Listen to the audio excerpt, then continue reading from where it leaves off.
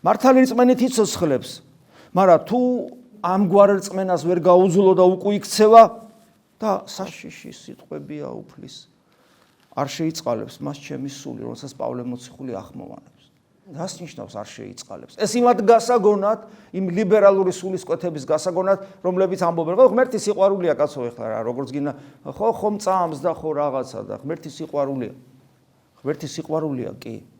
მაგრამ აი ეს წმენა შენში თუ არ არის, რომელსაც საკუთარი თავის იძულება ჭირდება, მოთმინება ჭირდება, მხნეობა არ უნდა გიღალატოს, შიში ღვთისა უნდა გქონდეს.